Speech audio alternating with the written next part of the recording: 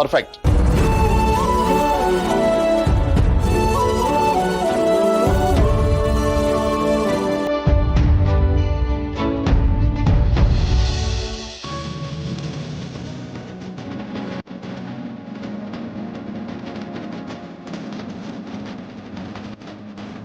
ಅಪ್ಪ, ನಿಮ್ಮ ಯೂನಿಫಾರ್ಮ್ ಅಲ್ಲಿ ನೋಡಕ್ಕೆ ಎಷ್ಟು ಖುಷಿ ಆಗ್ತದೆ ಗೊತ್ತಾ? ಹೌದಣ್ಣ, ನಂದೇ ದೃಷ್ಟಿ ಆಗುತ್ತೆ ನಿಂಗೆ.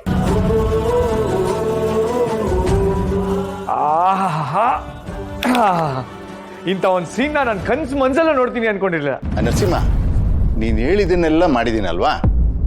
ಇವಾಗ್ಲಾದ್ರೂ ನನ್ನ ಮಗಳನ್ನ ತೋರಿಸ್ತೀಯಾ?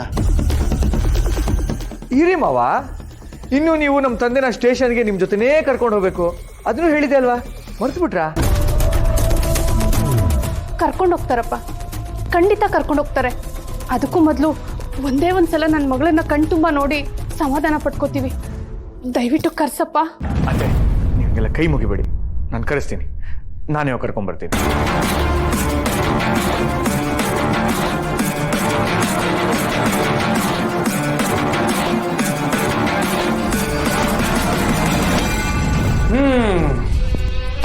ಅಂತೂ ಇಂತೂ ನಿನ್ನ ರಿಲೀಸ್ ಟೈಮ್ ಬಂದೇ ಬಿಡ್ತು.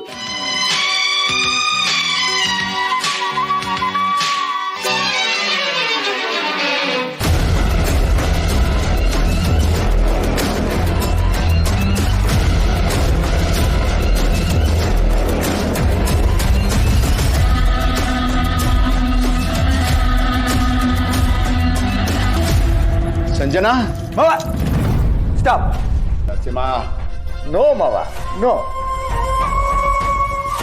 ನಿಮ್ಮ ಮಗಳನ್ನ ನೀವು ಇಲ್ಲಿಂದಾನೇ ಮಾತಾಡಿಸ್ಬೇಕು. ನೀವು ಅಲ್ಲಿ ಹೋಗಂಗಿಲ್ಲ, ಅವಳು ಇಲ್ಲಿ ಬರೋ ಹಾಗಿದೆ. ಅತ್ತೆ ನೋಡ್ಕೊಂಬಿಡಿ, ನಿಮ್ಮ ಮಗಳು ಚೆನ್ನಾಗಿ ಆರಾಮಾಗಿದ್ದಾಳೆ, ಸೇಫ್ ಆಗಿದ್ದಾಳೆ.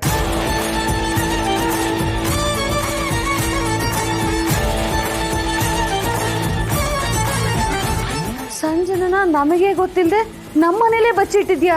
ಹೌದು ಅತ್ತೆ, ನಮ್ಮ ಅಪ್ಪನ್ಗೆ ಇಷ್ಟೆಲ್ಲ ಮಾಡಿರೋರ ಮೇಲೆ ಸೇಡ್ ತೀರ್ಸ್ಕೋಬಾರ್ದ?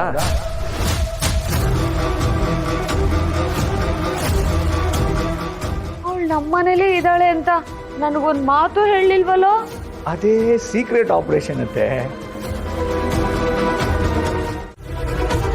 ನರಸಿಂಹ, ನೀನು ನನ್ನ ಮಗಳನ್ನ ಕೂಡಾಕಿದ್ದು ಅಲ್ದೆ ಅಲ್ಲಿಗೆ ಹೋಗ್ಬೇಡ ಅನ್ನೋದು ದೊಡ್ಡ ತಪ್ಪು. ರೇ, ಜಾಸ್ತಿ ಮಾತಾಡ್ಬಿಡ್ರಿ. ನಿಮ್ಮ ಮಗಳು ಮಾತಾಡಿರೋ ವಿಡಿಯೋ ನನ್ನ ಹತ್ರ ಇನ್ನೂ ಇದೆ. ಮೊದಲು ಅದು ನೀವೇನು ಮಾಡಬೇಕು ಅದು ಮಾಡಿ ಮುಗಿಸಿ, ಆಮೇಲೆ ನಾನು ಕರ್ಕೊಂಡ್ಬರ್ತೀನಿ. ಡ್ಯಾಡ್, ಅವ್ನು ಏನು ಹೇಳ್ತಾನೋ ಅದನ್ನ ಎಲ್ಲ ಮಾಡು.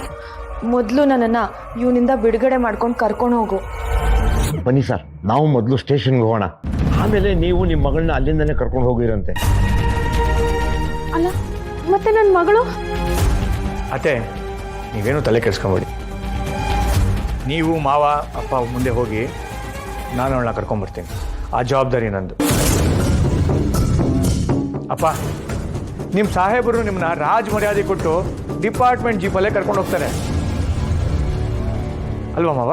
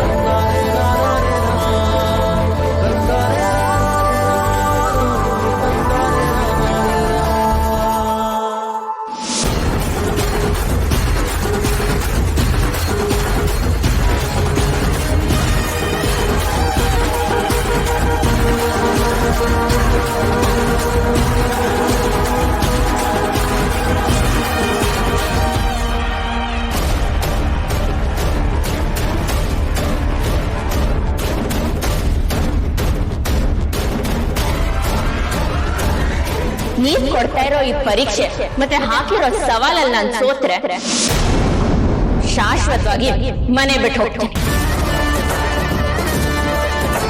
ಯಾಕಮ್ಮ ದೀಪ ಹೀಗೆ ಮಾಡ್ಬಿಟ್ಟೆ? ನೀನು ಗೆಲ್ಬಹುದಿತ್ತು, ಇದ್ದಕ್ಕಿದ್ದಾಗೆ ಯಾಕೆ ಕೈನ ಬಿಟ್ಬಿಟ್ಟೆ? ಮಾವ, ಕೆಲವೊಂದ್ಸಲ ಬಿಟ್ಕೊಡೋದ್ರಲ್ಲೇ ತೃಪ್ತಿ ಸಿಗುತ್ತೆ.